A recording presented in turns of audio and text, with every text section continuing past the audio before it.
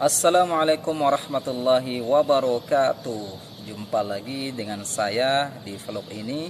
Vlognya sahabat para pekerja migran Indonesia dimanapun Anda berada. Di video kali ini saya kembali akan mengupdate informasi seputar ketenaga kerjaan Indonesia, khususnya di wilayah Kerajaan Saudi Arabia. Namun seperti biasa, silahkan teman-teman semuanya dukung terus channel ini agar terus berkembang dengan cara klik tombol like dan subscribe bagi yang belum.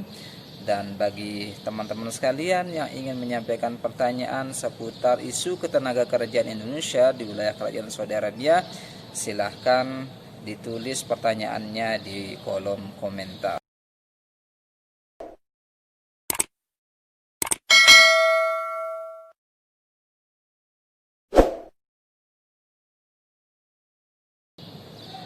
Oh ya teman-teman sekalian, masih di nuansa tahun baru 2021 ini, saya ingin mereview sedikit beberapa isu ketenaga kerjaan yang mengemuka sepanjang tahun 2020.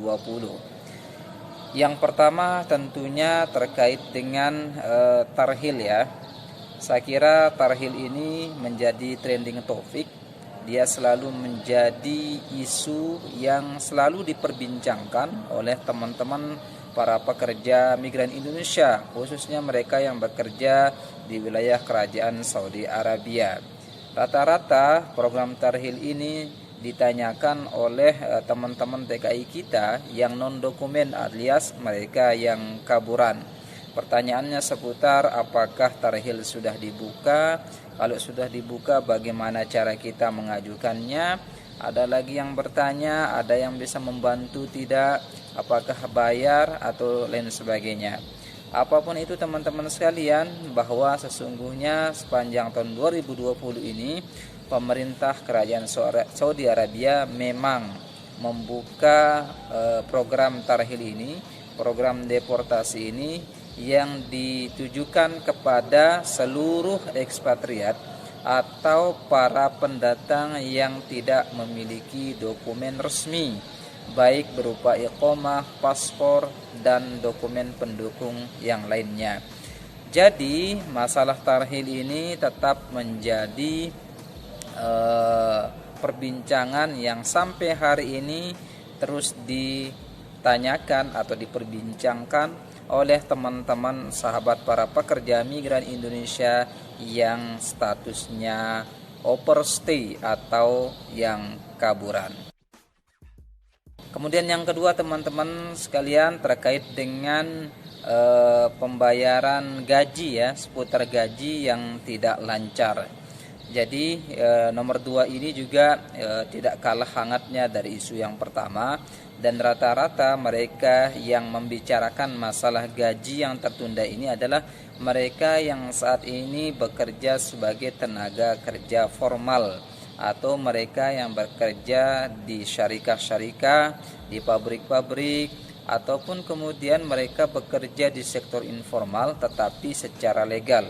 Mereka punya dokumen, mereka punya kontrak kerja, tetapi dengan alasan tertentu perusahaan tempat mereka bekerja belum membayarkan gaji mereka sesuai dengan waktunya begitu. Jadi di beberapa waktu yang lalu teman-teman dari syarikah pekerja migran yang ada di Bin Ladin itu mengeluhkan sekian bulan mereka bekerja tetapi gajinya ditunggak oleh perusahaan.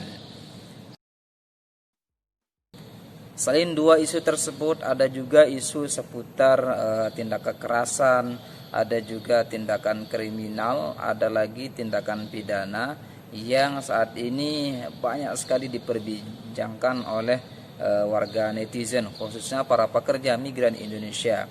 Beberapa waktu lalu kita juga membaca berita adanya jenazah salah seorang sahabat pekerja migran kita yang dibuang atau ditaruh di pinggir jalan yang dibungkus dengan cover dan saat ini sedang dalam penanganan pihak kepolisian. Rata-rata mereka pelakunya adalah teman pekerja migran kita Indonesia sendiri. Apapun itu teman-teman sekalian yang terjadi kepada kita semua, yang menimpa sahabat-sahabat para pekerja migran Indonesia, khususnya di wilayah Kerajaan Saudi Arabia, maka sudah sepatutnya ini menjadi perhatian kita bersama.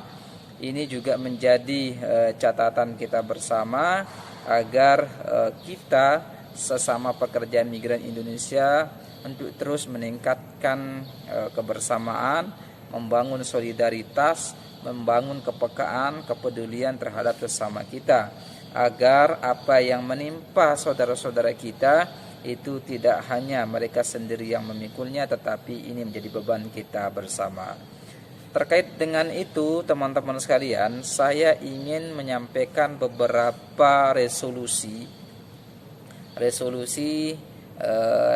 untuk diatensi, untuk bisa mungkin dilakukan sebagai aspirasi kita sebagai pekerja migran Indonesia yang kita tujukan kepada para pemangku kebijakan, terutama Bapak dan Ibu kita di Jeddah, di KJRI maupun BP2MI selaku badan yang ditugaskan untuk melindungi segenap warga negara Indonesia yang berada di luar negeri. Yang pertama adalah terkait dengan pengiriman tenaga kerja wanita yang ada di Indonesia untuk dikirim ke wilayah Timur Tengah, terutama di wilayah Kerajaan Saudi Arabia. Kita ingin ada ketegasan, ada langkah yang konkret untuk menghentikan segala macam percaloan, segala macam sindikasi pengiriman TKW secara ilegal menuju Timur Tengah, khususnya di wilayah Kerajaan Saudi Arabia. Karena berdasarkan peraturan, berdasarkan hukum, bahwa sejak 2011 pemerintah Indonesia sudah memoratorium atau menghentikan sementara pengiriman tenaga kerja wanita sektor informal untuk tujuan bekerja di Timur Tengah, termasuk di wilayah Kerajaan Saudi Arabia. Diperkuat lagi dengan keputusan Menteri Tenaga Kerja nomor 260 tahun 2015 yang menegaskan bahwa pemerintah Indonesia tidak akan mengirim tenaga kerja wanita ke seluruh wilayah Timur Tengah termasuk wilayah Saudi Arabia. Jadi kita minta ini juga diseriusi agar tidak ada lagi pengiriman tenaga kerja wanita secara ilegal atas nama apapun ke wilayah Saudi Arabia. Karena dampaknya apalagi sekarang musim pandemi, kondisi juga tidak terlalu baik dan tidak terlalu kondusif bagi para pekerja migran Indonesia, maka pengiriman tenaga kerja wanita secara ilegal ini sangat berisiko.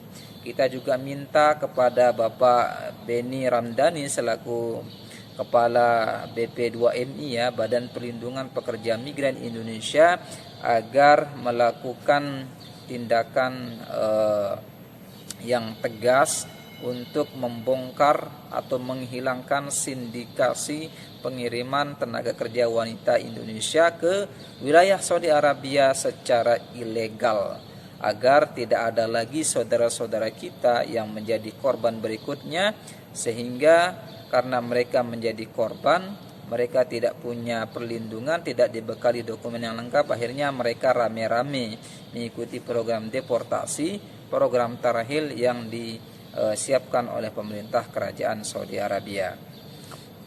Kemudian yang kedua juga kita minta dari pemerintah untuk mengatensi bahwa beberapa di antara sahabat pekerja migran Indonesia ini belum menerima gajinya.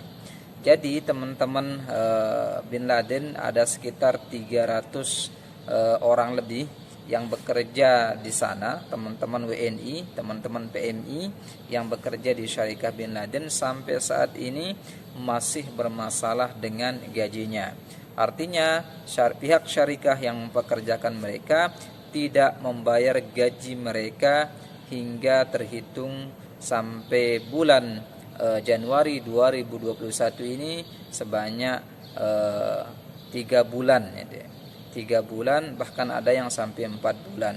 Ada juga di antara kontraktor yang mengerjakan proyek yang di bawah Syarikah Bin Laden itu tidak memberikan akomodasi berupa tempat tinggal, berupa transportasi, dan biaya-biaya lainnya yang sesuai kontrak kerja tercantum sebelum mereka berangkat ke Saudi Arabia.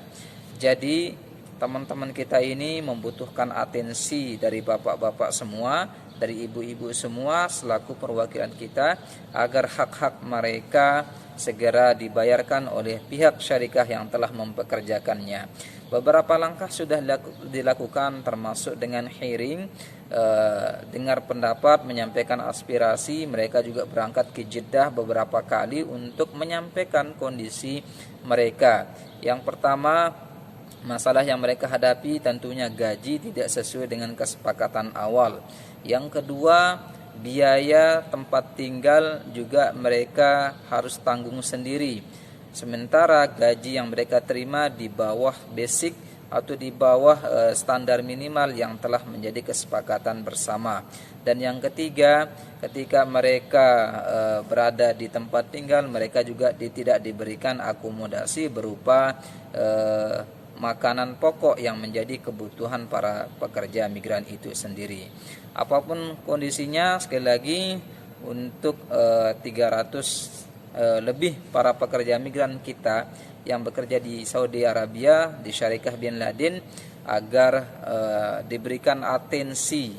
Semoga masalah gaji dan hak-hak para pekerja migran Indonesia ini segera bisa diselesaikan. Karena sesuai dengan amanat Undang-Undang nomor 18 tahun 2017 tentang perlindungan pekerja migran Indonesia, gaji dan akomodasi ini termasuk bagian dari hak yang harus diberikan oleh syarikah,